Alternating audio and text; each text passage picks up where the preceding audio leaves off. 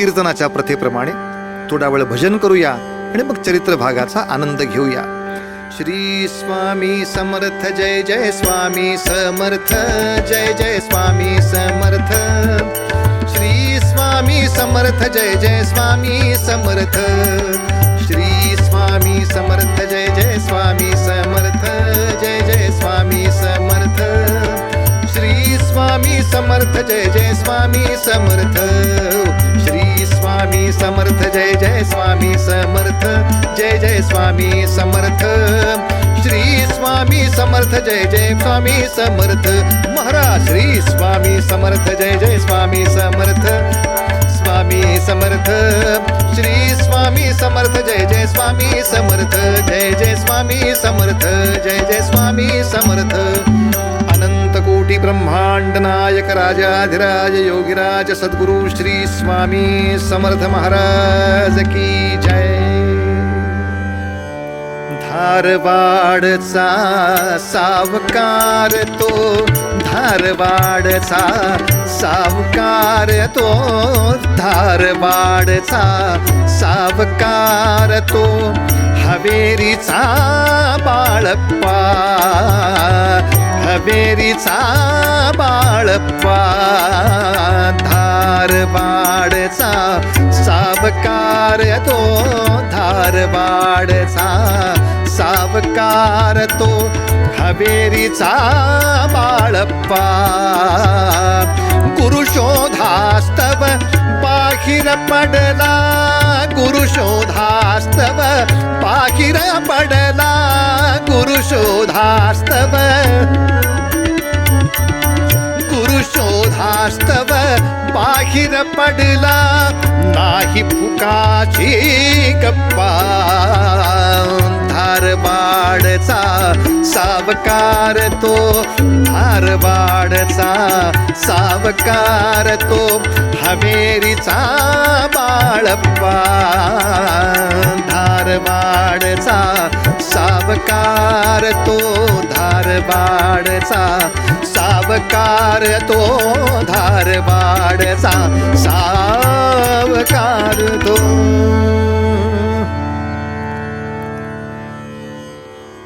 धारवाड हे जे कर्नाटकामधलं एक महत्त्वाचं अतिशय प्रसिद्ध असं गाव, या ठिकाणी त्याच्या उपविभागामध्ये हवेरी भागामध्ये एक बाळप्पा नावाचा अतिशय धनाढ्य असा व्यापारी, स्वतःचा अतिशय सुंदर व्यवसाय मोत्यांचा, हिऱ्यांचा, दागिन्यांचा. पूर्वीच्या काळी लवकर विवाह होत असत आणि आपला वाडवडिलांचा जो व्यवसाय आहे तोच पुढे सांभाळला जात असे. त्यामुळे व्यवसाय शोधण्यासाठी वेळ घालवायला नको, शिक्षणासाठीही फार वेळ जात नसे. त्यामुळे प्रपंचातल्या अनेक गोष्टींची दायित्व, अनेक जबाबदाऱ्या लवकर पूर्ण होऊन जात. शिक्षण लवकर होऊन जाई, तो स्थिरस्थावर असेच, विवाह लवकर होऊन जाई, मुलं योग्य त्या वयात होत असत. आणि आता मुलं त्यांच्या पायावर उभी राहिली, ती व्यवसायामध्ये लक्ष घालू लागली, त्यांचं शिक्षण पूर्ण झालं आणि आता ती स्वयंपूर्ण झाली. हे सगळं आपल्या उभरत्या वयातच होत असे. त्यामुळे सगळा प्रपंच योग्य त्या पद्धतीनं कडेला लावून आता परमार्थासाठी बराच वेळ देता यायचा. हो अहो, लग्नच जर झालं 40ला, पोर व्हायचं 45ला, त्याच्यानंतर ते वाढेपर्यंत हा शिल्लक राहायचा का नाही हीच शंका सगळ्या आयुष्यामध्ये करायची.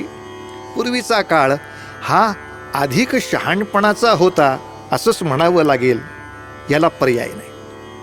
अहो, याला 2 मुलं आहेत आणि या बाळप्पाचा आता मुलगा साधारण करता सवरता आहे, मुलीचं विवाह वगैरे कर्तव्य सगळं पूर्ण केलेलं आहे. याच्यातून सुद्धा हा 40-45व्या वर्षी निवृत्त झालाही. आता आहे ते आयुष्य अध्यात्मासाठी, परमार्थासाठी खर्च करू असं मनामध्ये आलं आणि आपल्या घरातून बाहेर पडले. घरच्या सगळ्यांना सांगून बाहेर पडले, मी गुरुशोधास्तव बाहेर जातोय. पण कुठे जायचं नक्की ठरलं नव्हतं. मनामध्ये सारखा चलबिचल चालू, कुठे जाऊया कुठे जाऊया. तर या कर्नाटक प्रांतामध्येच मुरगोड नावाचं जे गाव आहे ते अशाच एका सिद्ध पुरुषाच्या नावे प्रसिद्ध आहे. त्या गावी गेले. तिथे काही काळ गुरुचरित्र पारायण असेल, भगवान दत्तात्रेयांच्या नामाचा जप असेल, असं थोडं अनुष्ठान केलं. तिथले पुजारी असं म्हणाले की आपण अक्कलकोटला का जात नाही. सहज बाळप्पांच्या मुखातून असं गेलं की या गुरु परंपरेमधला कोणीतरी गुरु बघावा म्हणून बाहेर पडलो आहे. आधी मनात असं आहे की गाणगापुरात जावे, कारण या गुरु संप्रदायामध्ये गाणगापुराचं खूप मोठं नाव आहे. गाणगापुराला जावे. आपण जे म्हणता ते अक्कलकोट सोलापूरच्या आसपास काय. अर्थात मी जेव्हा आपल्याला ही कथा सांगतोय त्या काळात अक्कलकोट इतकं प्रसिद्धीला आलेलं नव्हतं. गाणगापूर पूर्वापार प्रसिद्ध होतं आणि त्यामुळे अक्कलकोट त्याच्या मनामध्ये एकदम आलं नाही. मी असं करतो म्हणाले, गाणगापुरात जातो, तिथेच उत्तम तऱ्हेनं गुरुरायांची थोडी सेवा करतो, नृसिंह सरस्वतींची सेवा करतो आणि मग जसा आदेश होईल तसं पाहूया. म्हणून हे महाराज त्या ठिकाणी मुरगोडवरून जे त्या गाणगापुरामध्ये गेलेले आहेत, त्या ठिकाणी आपल्याबरोबर पडशीमध्ये थोडंसं अन्नधान्य आणि त्याचबरोबर काही खर्चाला लागेल तर थोडीशी रक्कम अशीही त्यांनी बरोबर ठेवली होती. पण सहसा आपल्याकडे तीर्थक्षेत्रामध्ये फार खर्च लागतच नाही. अनेक लोक अन्नदान करणारे असतात, अनेक सदाव्रत चाललेली असतात, महाप्रसाद चाललेली असतात, जेवणाचा काही फारसा खर्च होत नाही. आणि मुळातच आपण अध्यात्माच्या साधनेसाठी बाहेर पडलो म्हटल्यानंतर चंगळवादासाठी खर्च करण्याचा विचारच येत नाही. त्यामुळं सहसा काही खर्च नव्हे. पण त्या ठिकाणी धर्मशाळेमध्ये निवास केला आणि अशा साधनेसाठी कोणी धर्मशाळेमध्ये आला तर त्याच्याकडून पैसे घ्यायची पूर्वी प्रथा नव्हे. तिथे नित्य स्वामींचं दर्शन करावं, व्यवस्थित अशी एक दिनचर्या करावी आणि त्या नियमाप्रमाणे पारायण, जप, भिक्षा, महाप्रसाद या सगळ्या गोष्टी यथास्थित केल्या. आणि एक दिवशी स्वप्नामध्ये असा दृष्टांत झाला की स्वप्नामध्ये 3 संन्यासी आले. काही वेळेला माणसं नेहमी हा प्रश्न करतात की आमच्या स्वप्नात असं काही काय येत नाही हो. कसं आहे, जी गोष्ट चित्तामध्ये अधिक खोल ठसते ती स्वप्नामध्ये दिसते. मनी वसे ते स्वप्नी दिसे. ज्या नातलगांवर आपलं नितांत प्रेम असतं ते नातलग कधीतरी स्वप्नामध्ये दिसतात का नाही. ज्या वस्तूबद्दल आपल्याला आत्यंतिक प्रेम आहे किंवा आत्यंतिक घृणा आहे, पण कुठल्याही मार्गाने त्या वस्तूचं चिंतन अधिक असेल तर ते स्वप्नात दिसतं का नाही. मग आता भगवंताचं किंवा साधू संतांचं दर्शन होत नसेल तर त्याला उत्तर एकच आहे की माझं चित्त तेवढं त्याच्याशी जुळलेलं नाही, तेवढी अजून मला त्या विषयाची ओढ नाही, त्यामुळे गडबड होत असेल. ते 3 संन्यासी दिसले. काय बरं हा संकेत असावा, काही कळलं नाही. आता उठून बहुतेक या 3 संन्याशांनी सांगितलं असेल की हे जे अक्कलकोट नावाचं गाव आहे तिकडे जाऊन पाहावं म्हणून.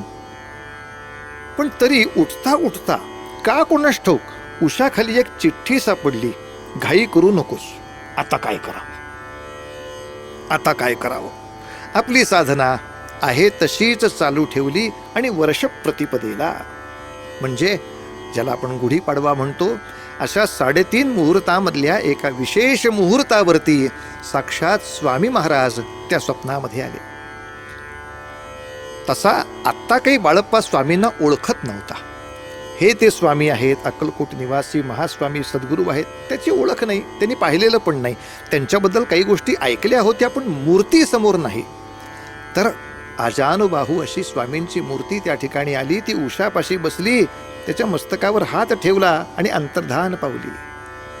मग मात्र तो निश्चित संकेत लक्षात घेऊन त्या ठिकाणाहून बाळप्पा निघालेत. एक छोटीशी पडशी बरोबर, तेवढी फक्त खांद्यावर टाकलेली. सोलापूर भागातला प्रचंड उन्हाळा, उकाडा आणि त्यात रांड रांड रांड रांड ऊन वरनं येते. हे पहाटे निघालेले त्या उन्हामध्ये जीव कासावीस झाला. आणि अशा वेळेला अचानक छानपैकी सजवलेली आणि बैलाच्या गळ्यातली घुंगरं वाजणारी अशी बैलगाडी समोर येऊन उभी राहिली. आणि त्या बैलगाडीवाल्या आतल्या शेठ सावकारानं सांगितलं, काय महाराज कुठं निघालायत? ते इथंच की हो, ते काय ते अक्कलकोट काहीतरी गाव, तिकडं निघालो की हो. असं म्हणता म्हणजे स्वामींच्या दर्शनाला निघालायत. अहो ते काय की ते स्वामी वगैरे काही पाहिलं नाही अजून, ओळख नाही माझी. असू दे, अहो आम्ही नित्य स्वामींच्या दर्शनाला जाणारे भक्त आहोत. अहो पुण्याचा जहागीरदार आहे मी. बघा कशी सजवलेली गाडी घेऊन चाललोय. बसा गाडीत, नेतो तुम्हाला. अरे जहागीरदार पुण्याचा, हा, हा, हा, हा. जहागीरदार पुण्याचा स्वामींच्या दर्शनास नित जातो मी. स्वामींच्या दर्शनास नित जातो. यावे गाडी मधून, यावे गाडी मधून येता तर मग तुम्हासही नेतो. रामा रामा रामा हरे हरे रामा रामा रामा रामा सीतापते रामा रामा रामा रघोत्तमा रामा रामा रामा रामा हरे हरे रामा रामा रामा रामा सीतापते रामा रामा.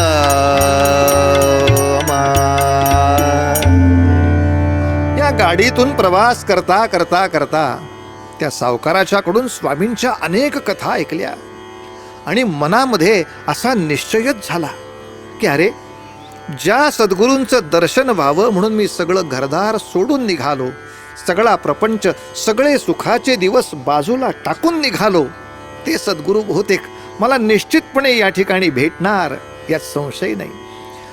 आणि मग मात्र मनाची विरहावस्था, मनाची ती एकतानता अशी तीव्र व्हायला लागली. कधी एकदा त्या ठिकाणी जाईन, कधी एकदा माझ्या गुरु माऊलीला मी पाहेन, अशी आर्त अवस्था निर्माण झाली.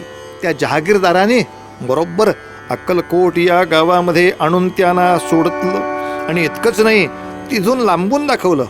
हे इथे समोर जी बाग दिसतीये ना, हो, या बागेमध्ये मोठं औदुंबराचं एक झाड आहे बरं.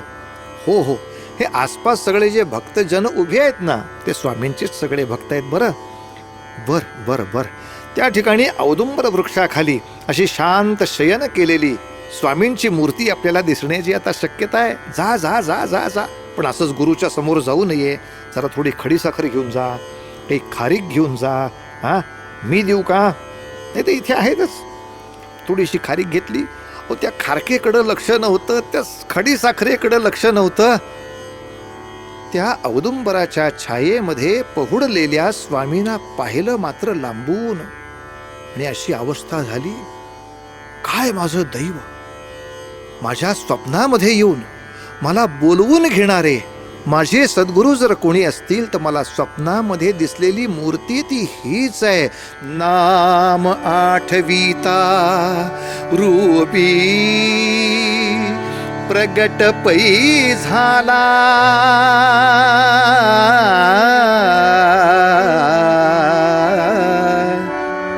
माझ्या मनामध्ये मी गुरूंचं नाव आठवलं आणि ते गुरुच बहुतेक प्रगट झाले. आहा, हा माझ्या जीवनातला सोनियाचा दिवस आजी अमृते पाहिला, अमृते पाहिला.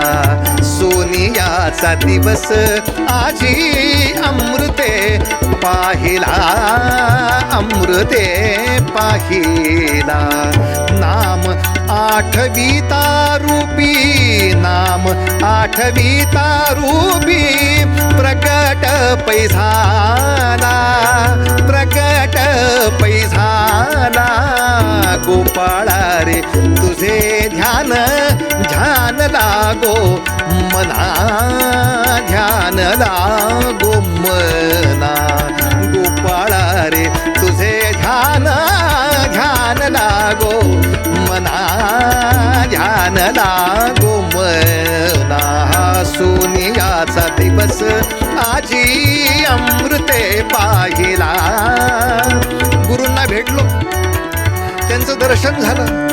आता मात्र त्याने त्या मठाची सेवा करावी, अक्कलकोट मधल्या अनेक मंदिरांमध्ये झाडलोटाईसारखी सुद्धा सेवा करावी, यथाशक्ती अन्नदान करावं, जपजाप्य करावं आणि याच बरोबर गुरुचरित्रासारख्या सुंदर ग्रंथाचं सुंदरपणे पारायण करावं. अशा रीतीनं स्वतःचा दिनक्रम आखून घेतला आणि स्वतःला जणू गुरूंना अर्पण करून टाकलं. हो, तनु मन शरण तुझ्या विनटलो पायी, विनटलो पायी. तनु मन शरण शरण तनु मन शरण शरण शरण तनु मन शरण तुझ्या विनटलो पायी, विनटलो पायी.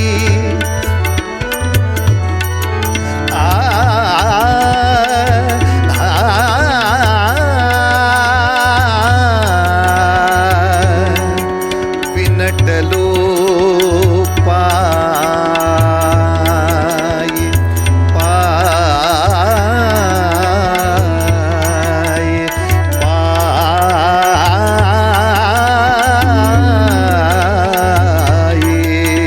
पायी.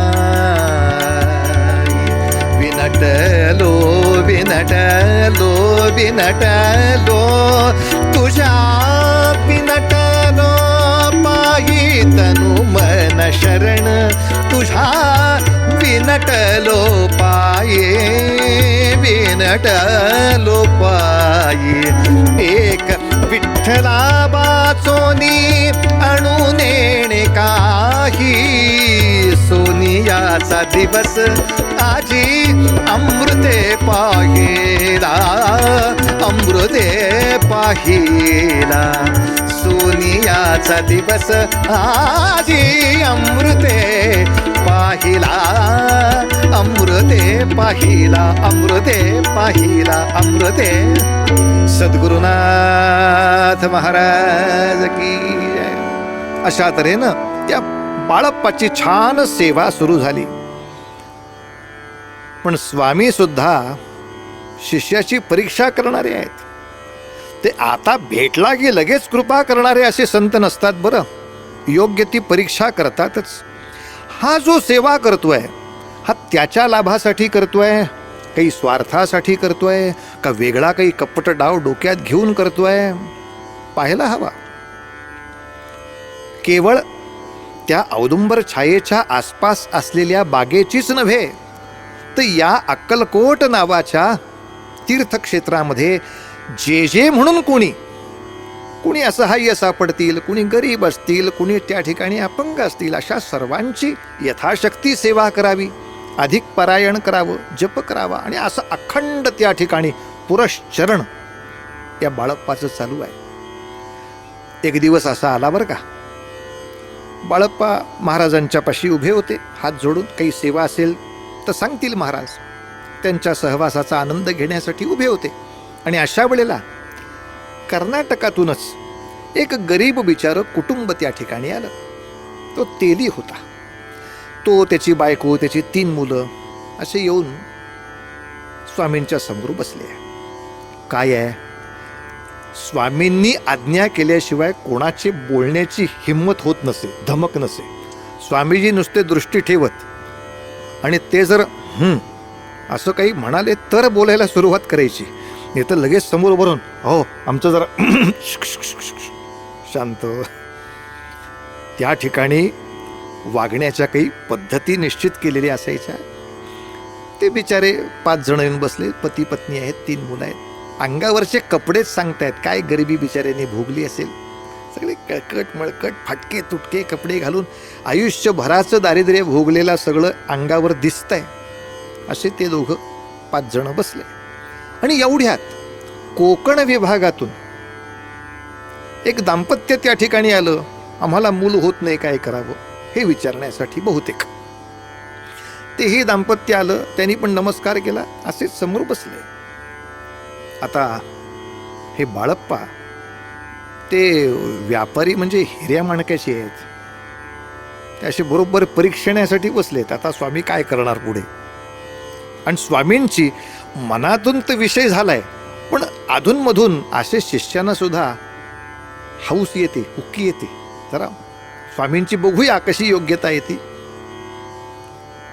स्वामींनी फक्त त्या सगळ्यांकडे नुसता दृष्टिक्षेप टाकला आणि हाक मारली, राधा. बाळप्पा चकितच होऊन गेले. कोण कुठलं आलंय? राधा म्हटल्याबरोबर ती उभी राहिली. राधा,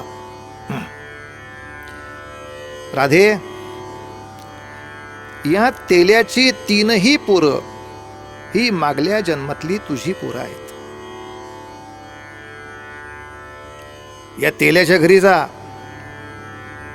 त्याच्या घरामध्ये मागच्या बाजूला अनेक खांब असलेली त्याची चौसोपी आहे. अगदी शेवटचा हिरव्या रंगाचा साधारण झालेला खांब असेल, उकडून काढायचा. त्याच्या खाली द्रव्य आहे आणि ते तुझ्या हातूनच याला मिळावं आणि दारिद्र्य फिटावं असं त्याच्या कपाळावर भाग्य आहे. आता हे सगळं यथायोग्य होतंय का नाही पाहण्यासाठी बाळप्पा यांच्याबरोबर जा. कारण ते हांडाभर धन जरी मिळालं तरी त्या रत्नाची योग्य पारख आणि मग त्याची योग्य पद्धतीनं विनिमय विक्री झाली तर त्या बिचाऱ्याला योग्य ते धन मिळेल. नाही तर एखादा व्यापारी सावकार याला फसवू शकेल त्या रत्नांच्यामुळे. बाळप्पा तुम्ही बरोबर जा. पण बाळप्पा अशा काही अवस्थेत तिथे गेले. काय महामूर्ख माणूस आहे मी स्वामींची परीक्षा करायचं मनात आणलं. अरे कोण कुठले कोकणातनं 2 माणसं आलेली, त्यांचं नावही स्वामींना कळतं. पर हा त्या कर्नाटकातनं कुठल्या गावातून आलाय, कुठल्या घरातनं आलाय, कुठल्या वसाहतीतनं आलाय माहीत नाही. याच्या घराची ओवरी, त्याच्यातले खांब, त्यातल्या कुठल्या खांबाखाली. रामकृष्ण हरी मुकुंद केशवा. अरे कोणाची परीक्षा करायची, आपण उद्योग करावे. त्या ठिकाणी गेले, नव्हे तो खांब बाजूला केल्यानंतर हांडाभर धन सापडलं.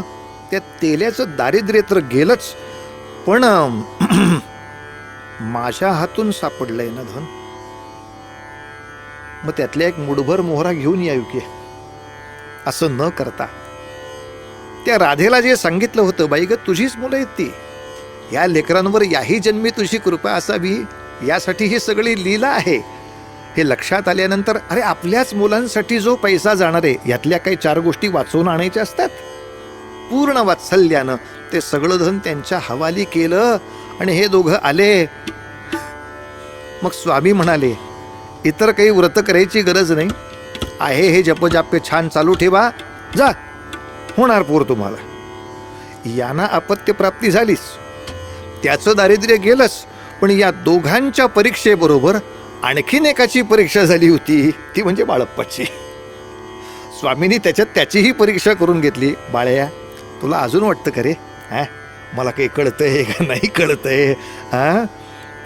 पण बाळप्पांना इतक्या समर्थ असलेल्या स्वामींचा सहवास लाभला याचा आनंद होता. पण दुःख एकाच गोष्टीचं असे की बरेचसे लोक, बरेचसे यात्री, बरेचसे साधक या अक्कलकोट गावामध्ये येत असत. काही वेळासाठी तिथे निवास करत असत. मग काही पारायण करत असत कुठल्या ना कुठल्या ग्रंथाचं. पारायण करताना रोज सायंकाळी त्या बागेमध्ये स्वामींची आरती होत असे. सगळे शिष्य एकत्र येऊन त्या ठिकाणी आरती करत. तुम्ही आरती ओवाळावी अशी स्वामींची इच्छा नाही, स्वामींना त्याची गरजही नाही. किंबहुना ते जिथे कुठे उन्मनी अवस्थेमध्ये असतील त्यांना तिथून त्या आरतीच्या जागी आणावं लागायचं. मग त्यांना नीटपणे शिष्य महाराजच सगळे नटवून चटवून ठेवायचे तिथे. तरीसुद्धा ते भानावर असतीलच अशातली गोष्ट नाही. पण तुमची काय मनोभावे पूजा असेल ती स्वीकारायला बसायचे. ही जी सायंकाळी आरती असे त्यावेळेला ते लोक आपापल्या खर्चाने काहीतरी प्रसाद आणून देत. तो सगळा प्रसाद एकत्र केला जाईल आणि मग सगळे आरतीनंतर दर्शनाला आले की त्यातली मुठभर जे हाताला येईल ते उचलायचं, समोरच्याला द्यायचं, तो मार्गी लागायचा. पण असं रोज होत असताना आणि बाळप्पा आता अक्कलकोटमध्ये स्वामींच्या सेवेला येऊन 10 वर्ष उलटलेली असताना सुद्धा स्वामींनी कधीही सायंकाळच्या प्रसादातला एक दाणा त्याला मिळू दिला नाही. तो रांगेत दर्शनाला आला की हात पुढे केला की स्वामी काही करायची नाही, की तो तसाच आपला रिकामा हात घेऊन दुसऱ्या कोपऱ्याला जाऊन उभा राहायचा. काय आपलं भाग्य कमी पडतंय ते काही त्या बिचाऱ्याला कळायचं नाही. अनेक साधकांशी सुद्धा ते वार्तालाप करायचे, का हो माझी काही पुरश्चरण कमी पडतंय का, मी दर आठवड्याला एक एक आता पारायण करतोय, बरं दुसऱ्यांच्या खर्चाचं खायला नको म्हणून मी माझ्या खर्चानं खारका आणून ठेवल्या, त्यातली एक खारीक नेमकी त्या शेजारी बसलेल्या भक्तानं स्वामींचं लक्ष नाही असं लक्षात घेऊन बाळप्पाच्या हातात दिली. ती खारीक हातात घेऊन बाळप्पा या रस्त्याला जातोय तोपर्यंत स्वामींनी हाक मारली, अरे अरे अरे धर त्याला, धर धर त्याला, इकडे ठेव इथे. ठेवून दिली खारीक. आता काय करणार, बोलायचं कामच नाही. गेला बिचारा तसाच दूर निघून. मनामध्ये दुःख झालं, पण स्वामींच्याच एका साधकानं सांगितलं, वाईट वाटून नको घेऊस, त्याच्यामध्ये फार मोठा शुभ संकेत आहे. वेळा शुभ संकेत आहे. कुठला? सानिदप मग गमद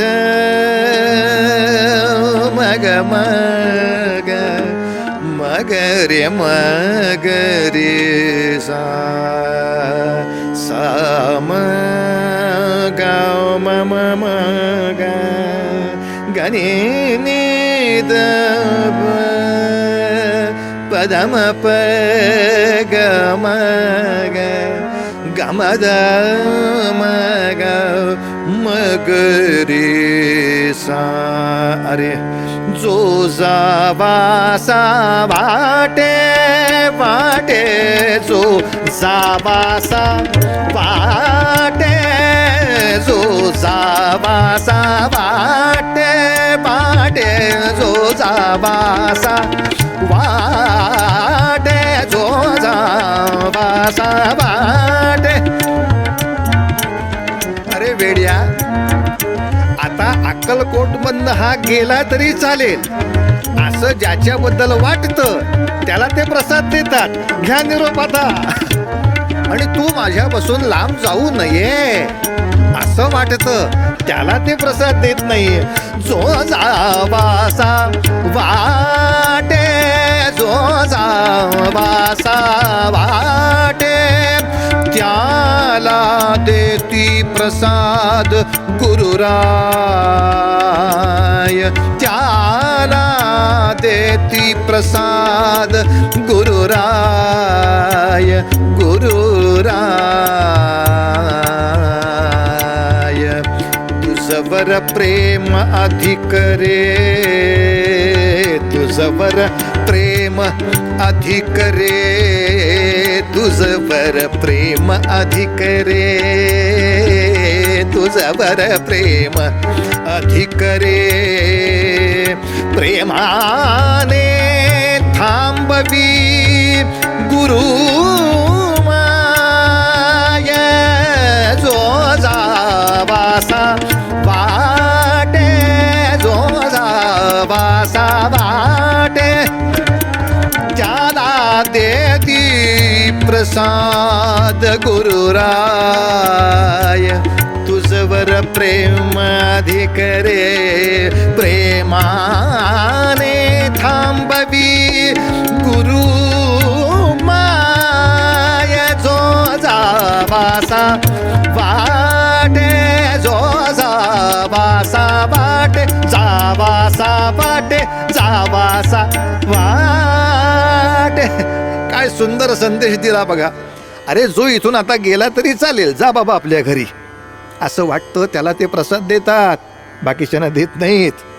हे तुझं भाग्य आहे. अरे वेड्या, ज्या दिवशी तू इथे येणार होतास ना त्या दिवशी माझा अतिशय अनन्य भक्त येणार आहे म्हणून स्वामींनाच एवढा आनंद झाला होता. आम्हालाच कळत नव्हतं की स्वामी आपणहून उठून तल्लीन होऊन कुठल्या तरी नामधुनीमध्ये आपल्याच तंद्रीमध्ये नाचत नाचत अनेक वृक्षांना मिठ्या मारत होते आणि त्या झाडांशी काहीतरी बोलत होते. ती त्यांची लीला बघून भक्तांनी जाणलं होतं स्वामींना आवडणारा कोणतरी येतोय आणि तो आनंद स्वामी इथे व्यक्त करतायत. तुला नाही पाहायला मिळाला, आम्ही तो पाहिलाय आनंद. आणि हे समजल्यानंतर मात्र सगळी उदासीनता क्षणामध्ये निघून गेली. सतत अक्कलकोट निवासी सर्वांची सेवा करावी आणि जेवढा वेळ मोकळा मिळेल तेवढ्या वेळात गुरु महाराजांच्या जवळ राहावं, त्यांनी काही सांगितली आज्ञा तर ती पाळावी, असं वागत असताना एके दिवशी अक्कलकोटमध्येच राहणारे मोदी नावाचे एक गृहस्थ होते. त्यांच्या घरी महाराजांची महापूजा व्हायची होती म्हणून त्यांनी खूप आग्रह केला होता. या आग्रहासाठी म्हणून का होईना महाराजांनी होकार दिला. प्रचंड गर्दी त्या घरामध्ये जमलेली. बाळप्पाच्या लक्षात आलं एवढी गर्दी आहे म्हणजे प्रचंड महाप्रसाद असणार. प्रचंड महाप्रसाद आहे म्हणजे स्वामी ओंजळ प्रत्येकाला देणार. पण एवढ्या सगळ्या नामवंत प्रतिष्ठित लोकांच्या गर्दीमध्ये आपण उभं राहायचं, रांगेनं त्यांच्यापर्यंत यायचं, आपण ओंजळ करायची आणि त्यांनी हा सगळ्यांच्या देखत उगाच नव्हतो प्रयोग होण्यापेक्षा त्या सगळ्या गर्दीमध्ये त्या रांगेमध्ये बाळप्पा आलेच नाहीत. शांतपणे दूर उभे होते. त्या सगळ्या गर्दीमध्ये सगळे लोक जी काही पाद्यपूजा करतायत, अमुक करतायत, तमुक करतायत, नैवेद्य दाखवतायत, फुलं वाहतायत, गंध लावतात, ते बघत होते. मनामध्ये एक चित्ताने गुरुदत्तात्रेयांचं स्मरण चालू आहे. आणि अशा वेळेला ते समोर 2 खडीसाखरेचे खडे होते स्वामींच्या. पटकन तोंडात टाकले, चघळत होते. त्या दूर उभ्या असलेल्या बाळप्पाला जवळ बोलवलं. हे बाळ्या, या इकडे. तो आपला बिचारा आज्ञा झाली म्हणून फक्त आला. समोर बसला. मात्र त्याला बसवलं समोर, डोक्यावर हात ठेवला आणि स्वतःच्या मुखातला छोटासा खडीसाखरेचा खडा त्याच्या मुखामध्ये घालण्यासाठी हाती घेतला आणि म्हणले, तोंड उघड, फक्त तोंड उघड. बाळप्पाने तोंड उघडलं. त्याच्या मुखामध्ये तो प्रसाद मिळाला मात्र. आणि त्या क्षणी शरीरामध्ये जे काही आनंदाचे तरंग उमटले ते न सांगता येण्यासारखे हो. अहो, आनंदाचे डोही आनंद तरंग, आनंद तरंग, आनंदाचे डोही आनंद तरंग, आनंद तरंग, आनंदाची अंग आनंदाचे, आनंदाची अंग आनंदाचे, काय सांगू झाले काहीची या बाही, काहीची या बाही, काय सांगू झाले काहीची या बाही, काहीची या बाही. पुढे चाली नाही आवडीची, पुढे चाली नाही आवडीची, आनंदाचे डोही आनंद तरंग, आनंद तरंग, आनंदाचे डोही आनंद तरंग, आनंद तरंग, आनंद तरंग, आनंद तरंग. त्याच्या मनामध्ये असं आलं की मला आता गुरु महाराजांनी अक्कलकोटमधून जा असा संदेश दिला का काय. एका बाजूला गुरु प्रसाद मिळाला म्हणून आनंद झाला होता, पण दुसऱ्या बाजूला मनामध्ये ही शंकेची पाल सुद्धा चुकचुकली. त्या साधकाचं ऐकलं होतं ना की प्रसाद दिला की आता जायला हरकत नाही अशी अवस्था निर्माण होते. म्हणून आपल्या मनामध्ये हृदयामध्ये जे आनंदाचे तरंग उमटले आहेत त्याचा दिव्य आनंदाची अनुभूती करत तो एका बाजूला राहिला खरा उभा, पण डोळ्यातनं अश्रू येऊ लागले आणि मन दुसरं म्हणायला लागलं, बहुतेक स्वामी आता आपल्याला निरोप देणार, आपल्याला गुरूंचा बहुतेक वियोग सहन करावा लागणार, असं होईल का काय. ते मनामध्ये जाणलं आणि स्वामींनी सांगितलं, बाळ्या दुःख करू नको, थांबायचंय तुला इथंच. काही वेळेला कळायचं नाही माझ्या मनामध्ये जे चाललंय ते स्वामींना कसं कळतं, कसं त्या क्षणाला ते समजतं. तुला थांबायचंय रे बाबा इथेच. आज मुद्दाम या निज आनंद गमन अशा दिवशी हे चरित्र लावण्याचं कारण असं की हे जे बाळप्पा आहेत ना ते खरंच स्वामींच्या जीवनामध्ये त्यांच्या अगदी अखेरच्या क्षणापर्यंत त्यांच्याजवळ आहेत. इतकंच नव्हे तर जेव्हा स्वामींनी सगळ्या आपल्या भक्तांना एकत्र जमा करून सांगितलं की बाबांनो, आता चैत्र त्रयोदशीला आम्ही हा अवतार समाप्त करणार, निज आनंद स्थानी जाऊन आता त्या ठिकाणी निवास करणार. आणि अशा वेळेला सगळे दुःखित झालेच होते, पण जे शेवटचं स्नान स्वामींना घातलं गेलं, त्या स्नानाच्या वेळेला त्यांच्या अंगाला अत्तर लावण्याचं भाग्य, त्या अत्तराचा सुगंध आता या सगळ्या भक्तांच्या मनामध्ये, हृदयामध्ये, गाभाऱ्यामध्ये सतत राहील. तो जो शेवटचा सुगंध आहे, तो सुगंध देण्याचं काम या बाळप्पाला मिळालंय. म्हणून मुद्दाम हे चरित्र आपल्या समोर सांगितलं. आणि अधिक या बाळप्पाचा एक वेगळा अधिकार असा की जाताना आता समाधीच्या ठिकाणी जायचं, तिथे पद्मासन घालून बसायचं आणि आपला देह विसर्जित करायचा. हे ठरल्यानंतर बाळप्पाला समोर बोलवून सांगितलंय. दोन्ही डोळ्यांनी बिचारा ढसढसा रडतोय बाळप्पा. त्याच्या पाठीवर हात ठेवून सांगितलंय, इतके दिवस आमच्या संगतीत राहिल्याचा परिणाम हाच काय रे? हा, अरे देहाने संपलो तरी तत्वरूपाने तुमच्या पाशीच असणार की रे. या औदुंबराच्या छायेमध्ये, या सगळ्या गुरु परंपरेमध्ये जे जे साधना करतील त्यांच्या जवळच असणार की रे. आणि बाळप्पा, आता अक्कलकोटी राहायचं नाही बरं. म्हणजे मी तुम्ही असताना शेवटच्या क्षणापर्यंत माझ्याकडनं सेवा करून घेतलीत आणि आता मला सेवेपासून दूर करता? नाही नाही नाही बाळप्पा. अरे मी म्हणालो तुला मी माझ्यासारखा करीन आणि ते मला पूर्ण करायचं आहे. आता अक्कलकोटमध्ये राहायचं नाही. आता सर्व भारत भ्रमणाला निघा, सगळीकडे फिरा. जिथे जिथे उपासनेमध्ये न्यून आहे अशा अनेक ठिकाणी हा गुरुभक्तीचा प्रसार तुला करायचा आहे. असे महाराजांचे भक्ती प्रसाराचे उत्तराधिकारी या ठिकाणी बाळप्पा आहेत. स्वामींनी त्यांच्यावर ही जबाबदारी दिली आहे. अरे ही सगळी भारतभरामध्ये अशी गुरु परंपरा जेव्हा वाढवशील आणि जेव्हा स्वतःच्या गावी जाशील, तिथे सुद्धा असाच गुरु परंपरेची उपासना करणारा मठ पाहिजे. या मठातून अनेक साधक उत्तम निर्माण झाले पाहिजेत, जे धर्मपंथाला आलेच नाहीत. अशा अनेकांना अध्यात्म मार्गाची आवड त्या मठाने निर्माण केली पाहिजे. तिथे उत्तम असा महंत असला पाहिजे. लोकांच्या शारीरिक व्याधी, मानसिक व्याधी याही दूर केल्या पाहिजेत. आणि उपासना, आरती, महाप्रसाद या सगळ्या उत्सवातल्या सगळ्या घटनांच्या बरोबरच प्रत्येक वसाहतीमधल्या लोकांना एक निर्भयता पाहिजे की बस आमच्याकडे स्वामींचा मठ आहे ना, या स्वामींच्या मठामध्ये उपासना करणारे सगळ्या समाजाची काळजी घ्यायला सिद्ध असलेले कणखर साधक आहेत ना, मग आम्हाला कशाचं भय नाही. असं समाजाला निर्भय करणं हे सुद्धा आपलं भक्तांचं खूप महत्त्वाचं कर्तव्य आहे. बाळप्पाच्या मनात यावं. अनेक ठिकठिकाणी प्रवास करून तिथे स्वामींचा मठ निर्माण करावा, तिथे साधक निर्माण करावेत. आपण तिथून गेल्यानंतर सुद्धा ही उपासना आणि लोकांना एकत्र आणणं चालू राहील असा महंत निर्माण करावा. आणि पुन्हा आपल्या गावी आल्यानंतर सुद्धा असे कणखर साधक सर्व मठांमध्ये होत आहेत का नाही याच्यावर आपली दृष्टी ठेवावी. या सगळ्या एवढ्या अशक्य गोष्टी आम्हा भक्तांना जमतील का हो?